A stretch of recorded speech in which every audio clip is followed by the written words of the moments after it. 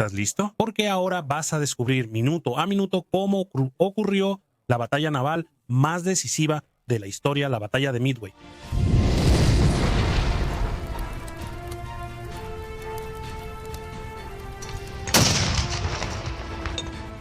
Quédate conmigo hasta el final, pero si eres nuevo aquí en la sala de guerra, haz clic en ese botón grande y suscríbete. También dale un like al video y compártelo con todos tus amigos para que todos estén felices. ¿Quién ganó la taza de Jägershop de Michael Whitman? Fue Borley Meneses, quien vas a recibir esta belleza de regalo en la puerta de su casa. Si te gusta el contenido de la sala de guerra, por favor, considera ayudarnos en Apóyase. Entra ahí y conoce nuestras metas. Toda contribución es importante para nosotros. Entonces vamos a la historia. Justo después de su rotundo éxito en Pearl Harbor, los japoneses pusieron en práctica su plan de conquista de Asia, asegurándose para sí mismos todas las fuentes de materias primas necesarias para mantenerse como potencia hegemónica en la región. El plan había sido diseñado por el almirante Isoroku Yamamoto, comandante de la flota combinada japonesa, y funcionó exactamente como se había previsto, llevando la bandera japonesa a ondear sobre Hong Kong, Malasia, Singapur, Indonesia, Filipinas y una serie de pequeñas islas oceánicas que conformaron el perímetro defensivo de la esfera de coprosperidad asiática. Sin embargo, el alto mando japonés sabía que los portaaviones estadounidenses habían escapado en Pearl Harbor y necesitaban ser destruidos como una amenaza potencial para sus planes. Aún era necesario provocar un enfrentamiento decisivo contra la escuadra estadounidense. Para empeorar las cosas, el ataque realizado por los estadounidenses contra Tokio el 18 de abril de 1942, utilizando bombarderos que despegaron del portaaviones United States Ship Hornet, mostró de manera dramática a los japoneses que su territorio era altamente vulnerable a ataques de esa naturaleza, y le correspondió a Yamamoto encontrar una solución rápida para el problema. Él pensó que realizar un segundo ataque a Pearl Harbor ciertamente haría que la flota estadounidense, incluyendo los portaaviones, zarpara para enfrentarlo. Sin embargo, esa idea no siguió adelante debido al gran refuerzo en el número de aeronaves que los estadounidenses enviaron a Hawái. Yamamoto entonces decidió atacar Midway, un pequeño atolón estadounidense a unos 2.000 kilómetros al noroeste de Hawái. Midway tenía dos pequeñas islas, Eastern, donde en agosto de 1941 se construyeron las pistas de aterrizaje, y Sand, que albergaba el resto de la infraestructura militar. Aunque tenía poca importancia para los japoneses, Midway era muy importante para los estadounidenses, porque ahí mantenían una base avanzada de submarinos e hidroaviones. Como también consideraban el atolón una base de bombarderos para atacar la isla de Wake, ya ocupada por los japoneses, Yamamoto tenía prisa por aprovechar lo que él consideraba un momento de ventaja. En la batalla del Mar del Coral, en mayo, hundieron el United States Ship Lexington y dañaron gravemente al United States Ship Yorktown, que los japoneses pensaron que también habían hundido. De esa manera, los únicos portaaviones estadounidenses restantes en el Pacífico eran el United States Ship Enterprise y el United States Ship Hornet, que componían la Fuerza de Tarea 16 del almirante William Bowhouse.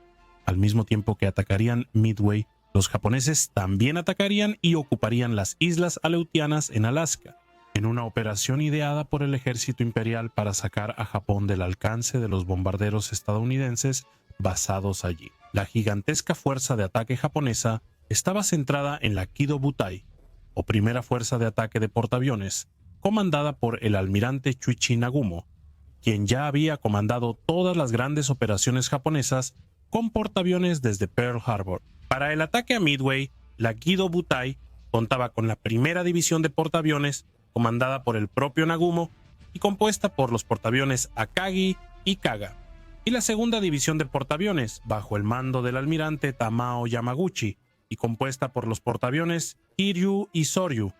Las cuatro embarcaciones llevaban un total de 248 aeronaves, entre cazas, aviones de reconocimiento, bombarderos en picada, bombarderos de nivel y torpederos.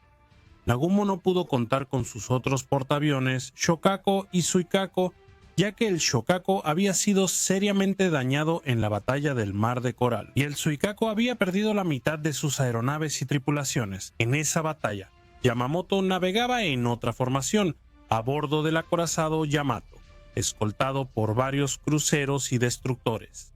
Además, también había una flota de invasión de Midway, llevando cerca de 5.000 soldados japoneses que debían ocupar la isla. El plan de Yamamoto preveía atraer a la escuadra estadounidense a una trampa, y por eso él dispersó su fuerza en grupos por una inmensa área, para evitar que los estadounidenses supieran el tamaño real de la escuadra japonesa en el primer contacto. Un pequeño fallo en ese plan es que los estadounidenses ya sabían casi todo. Sin levantar ninguna sospecha entre los japoneses, la estación de escucha de la Marina de los Estados Unidos en Hawái había descifrado parcialmente su código de cifrado naval, conocido como AN-25. Con esa súper secreta ventaja en sus manos, desde principios de 1942, los estadounidenses venían interceptando un número creciente de mensajes japoneses que incluían el término objetivo AF. Lo que no sabían con certeza era dónde quedaba. Fue entonces cuando, a mediados de mayo, el capitán Wilfred Holmes, uno de los descifradores en Hawái, sugirió que el comandante de Midway enviara por radio un mensaje de emergencia sin cifrar, diciendo que la máquina desalinizadora de agua de la isla se había descompuesto. Menos de 24 horas después de enviar el mensaje falso, la estación de escucha interceptó un mensaje que decía: AF tiene poca agua. Además de determinar el lugar del ataque, los analistas entregaron al almirante Chester Nimitz, comandante de la flota estadounidense del Pacífico, la fecha y el inventario completo de las fuerzas japonesas. Con estos datos en mano, Nimitz inició su planificación para frustrar la acción japonesa y asestarles un duro golpe que pudiera mantener a Estados Unidos en el juego del Pacífico, hasta la llegada de los nuevos portaaviones, que aún estaban en construcción en el continente. Con Hauser internado para tratamiento de salud, la Fuerza de Tarea 16 pasó al mando del almirante Raymond Spruance y consistía de los portaaviones United States Ship Enterprise y United States Ship Hornet, así como su escolta de cruceros y destructores. Pero para sorprender aún más a los japoneses, Nimitz insistió en volver a poner en batalla al gravemente dañado portaaviones Yorktown, que había llegado a Pearl Harbor el 27 de mayo. Las reparaciones mínimas necesarias en el Yorktown se estimaron en 2 semanas, pero Nimitz ordenó un esfuerzo supremo para ponerlo en acción en 72 horas. Así que los equipos de mantenimiento trabajaron sin parar durante 3 días para poner el barco en condiciones. Y el Yorktown zarpó de Pearl Harbor el 30 de mayo, todavía con equipos de mantenimiento haciendo reparaciones adentro. El Yorktown sería el buque insignia del almirante Frank Fletcher, comandante de la Fuerza de Tarea 17, que apoyaría a las fuerzas de Spruance. En Midway, a principios de junio, Nimitz había logrado instalar un numeroso contingente de aeronaves, fruto de una colaboración entre la Marina, el Ejército y los infantes de Marina de la VICE. La Marina envió 31 aviones de patrulla Consolidated PBI Catalina y 6 nuevos torpederos Grumman TBF Avenger, que harían el debut operacional del modelo. Los infantes de Marina enviaron 19 bombarderos en picada Douglas Scout Bomber D. Dauntless y 17 Vought Scout Bomber 2U Vindicators, así como 7 cazas Grumman F-4F Wildcat y 21 Brewster F-2A Buffalo. Por su parte, el ejército envió 17 bombarderos Boeing B-17 Flying Fortress y 4 torpederos Martin B-26 Marauder, sumando un total de 126 aeronaves en la isla. Para registrar todo lo ocurrido, la Marina había enviado a Midway al famoso cineasta John Ford, quien ya había ganado 3 premios Oscar en ese momento, equipado con varias cámaras con película a color. El plan de Yamamoto de acercarse a Midway en formaciones separadas realmente favorecería la sorpresa, y si los estadounidenses dejaran de saberlo todo, pero también debilitaba la defensa antiaérea de los barcos, perjudicando la concentración de fuego y haciéndolos más vulnerables a las aeronaves enemigas. Desde el inicio se acumularon otros errores. La línea de submarinos japoneses que Yamamoto había ordenado posicionar al este de Midway para avistar la llegada de la fuerza estadounidense se retrasó. Esto permitió que Spruance y Fletcher pasaran a sus posiciones al norte de la isla, totalmente indetectados. Otro intento de hacer reconocimiento de la escuadra estadounidense en Hawái, usando hidroaviones Kawanishi Ich-8K, también falló, porque las aeronaves despegaban de Wake y tenían que ser reabastecidas por submarinos a medio camino hasta Hawái. El problema fue que el punto combinado para el reabastecimiento había sido ocupado por la Marina estadounidense justo después de que los japoneses realizaron una misión similar en marzo de 1942. Por último, la Marina japonesa no utilizaba radares en esa época, a diferencia de la Marina estadounidense. De esta forma, al inicio de la batalla, el 4 de junio de 1942, la Marina japonesa estaba completamente a ciegas. El día anterior, 3 de junio, un Catalina había avistado la fuerza japonesa de ocupación de Midway acercándose a 930 kilómetros al suroeste de la isla, identificándola erróneamente como la fuerza principal. Varios B-17 y otros Catalina armados con torpedos despegaron para atacar esa fuerza, pero fallaron todos los objetivos, excepto un Catalina que acertó un torpedo en un petrolero japonés. A las 4:30 de la mañana del 4 de junio, Nagumo lanzó su primera oleada de ataque dirigida a Midway. La formación aérea estaba compuesta por 36 bombarderos en picada, Aichi D-3A Bal y 36 torpederos Nakajima B-5N Kate, escoltados por 36 cazas, Mitsubishi A-6M0. Vamos a hacer una observación aquí. Aunque sabemos que los estadounidenses tenían numerosas ventajas sobre los japoneses, lo que podría haber sido solo una hermosa victoria, se transformó en una victoria gigantesca e incluso definitiva por un solo factor: la suerte. Justo después de lanzar su fuerza de ataque, Nagumo lanzó sus 8 aviones de reconocimiento, pero uno de ellos debía ser lanzado por el crucero pesado. Tone tuvo problemas y se retrasó 30 minutos. Una hora después, uno de los Catalinas reportó haber avistado 2 portaaviones japoneses, y el radar de Midway detectó la fuerza de ataque con suficiente anticipación, permitiendo el despegue de los interceptores. La fuerza de interceptación de los infantes de marina estaba liderada por el mayor Floyd Parks y compuesta por 4 Wildcats y 20 búfalos. Los infantes de marina lograron derribar 5 Kates y un 0, pero fueron diezmados en el combate, perdiendo 2 Wildcats y 13 búfalos, incluyendo al mayor Parks entre las víctimas. Ese ataque virtualmente destruyó toda la fuerza de cazas de Midway y, a partir de entonces, la isla solo podía contar con los aviones de los portaaviones. Aunque causaron graves daños, los japoneses no habían neutralizado la isla y señalaron a Nagumo la necesidad de un segundo ataque antes de cualquier intento de desembarco. Los bombarderos estadounidenses que habían despegado de Midway comenzaron sus ataques a los portaaviones japoneses a las 7:10 de la mañana, siendo recibidos por la cobertura de cazas de la escuadra, que derribaron 17 aeronaves estadounidenses. Entre los muertos en la acción estaba el mayor Lofton Henderson, comandante del escuadrón Dauntless, escuadrón de bombarderos de exploración de marines, 241. Henderson fue más tarde homenajeado por los infantes de marina, al ponerle su nombre a la primera pista de aterrizaje capturada en la batalla de Guadalcanal, el icónico Henderson Field. Dispersados por los cazas y la artillería antiaérea de los barcos, todos los ataques estadounidenses fallaron en alcanzar a los japoneses. Y uno de los B-26 alcanzados intentó un ataque suicida contra el portaaviones Akagi, fallando por poco el puente de mando donde estaban Nagumo y su Estado Mayor.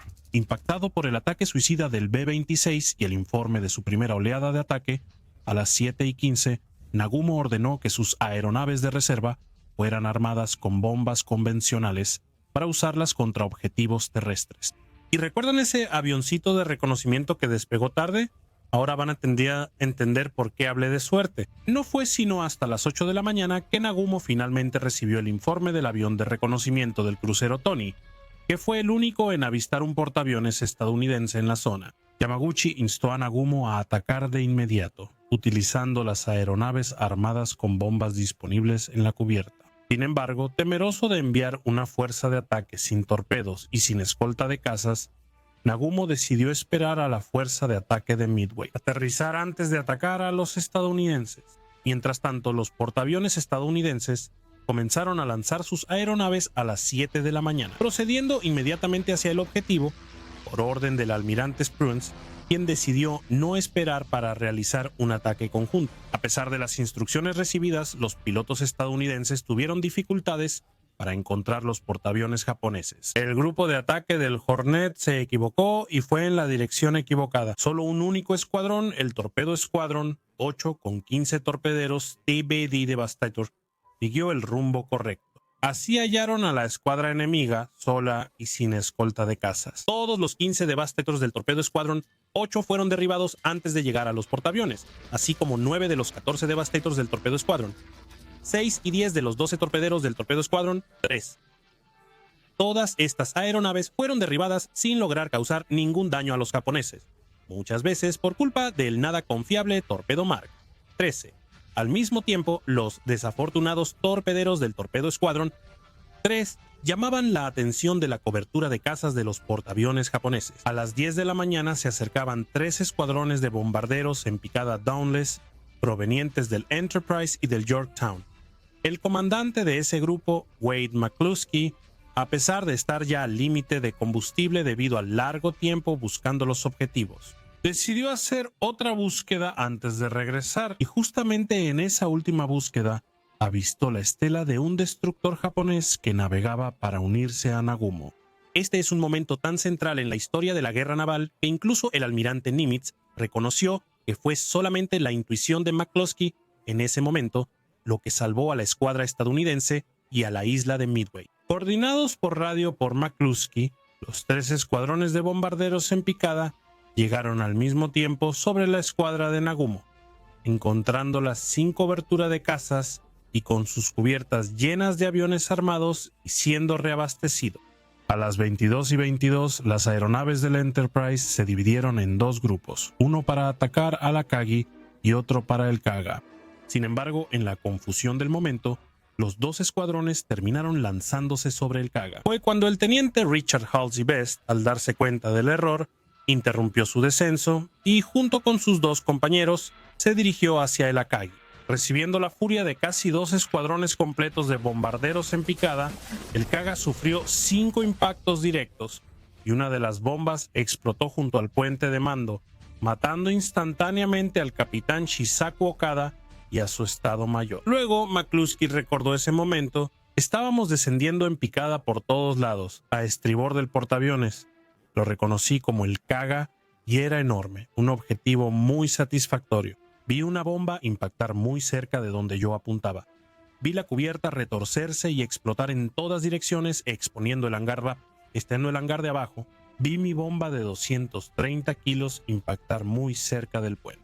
Las otras 2 de 100 kilos impactaron en aeronaves en la cubierta. Unos minutos después fue el turno del Akagi de ser atacado por los 3 Dauntless restantes, recibiendo un solo impacto directo que penetró la cubierta y explotó entre las aeronaves armadas y abastecidas en el hangar inferior, causando una explosión gigantesca e iniciando incendios incontrolables. El último de los 3 escuadrones se lanzó en picada sobre el portaaviones Soryu, logrando 3 impactos directos que causaron daños enormes. En cuestión de minutos, Kaga, Akagi y Soryu se habían convertido en pilas incandescentes flotantes y tuvieron que ser abandonados de inmediato. A las 11 de la mañana, a bordo del Hiryu, el único portaaviones restante, el almirante Yamaguchi, ordenó el despegue inmediato de su fuerza de ataque, siguiendo su instinto de horas antes. La fuerza de ataque, compuesta por 18 bombarderos en picada VAL y 6 cazas de escolta, encontró y atacó al portaaviones Yorktown al mediodía y 5 minutos, acertando 3 bombas de lleno en la cubierta de la embarcación y abriendo un agujero en el deck. El rápido control de daños del Yorktown reparó la mayor parte de los daños. Pero una hora después, una segunda oleada de ataque del Hiryu llegó con 10 bombarderos Kate. Esta vez los japoneses acertaron 2 torpedos en el Yorktown, destruyendo su propulsión y haciéndolo inclinarse 23 grados a babor. Mientras tanto, una aeronave de reconocimiento estadounidense había localizado al Hiryu y el Enterprise lanzó 24 Dauntless en un último gran esfuerzo del día. A las 5 de la tarde, 4 bombas impactaron la cubierta del solitario Hiryu, incendiando de inmediato gran parte del barco y forzando también una rápida evacuación de su tripulación. Al inicio de la noche, el almirante Taman Yamaguchi rechazó ser rescatado, eligiendo hundirse con su portaaviones. Ya en la oscuridad, mientras disfrutaba de las grandes noticias, el almirante Spruance ordenó la retirada inmediata de sus 2 portaaviones hacia el este, temiendo un encuentro nocturno directo con el acorazado Yamato, que muy bien podría salir victorioso en ese escenario. La mañana del 5 de junio, los estadounidenses buscaron la fuerza de Yamamoto sin éxito.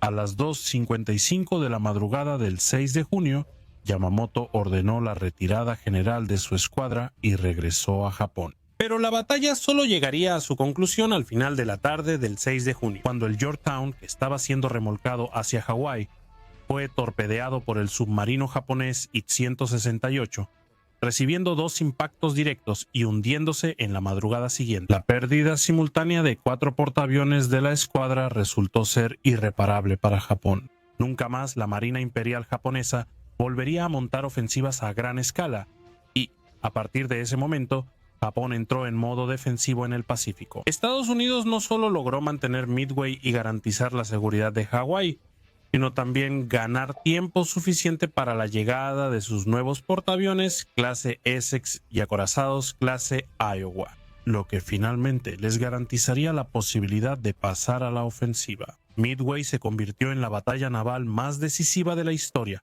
cambiando de manera inequívoca el rumbo de la Guerra del Pacífico en solo un día. En 1998, el explorador Robert Ballard, que ya había localizado el Titanic y el acorazado alemán Bismarck, encontró los restos del Yorktown a 50 metros de profundidad, aún mostrando detalles de su pintura original.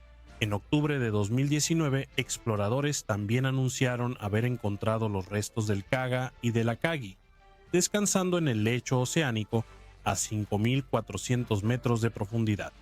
Pero hasta el momento Soryu y Hiryu permanecen desconocidos, escondiéndose en la oscuridad de las profundidades del Océano Pacífico. Y bien, ¿te gustó este video? Entonces mira estos otros que seleccioné para ti, suscríbete al canal y activa la campanita para recibir las notificaciones. Cuando suba más videos, aquí estaré. Te agradezco nuevamente por tu audiencia y un fuerte abrazo desde la sala de guerra.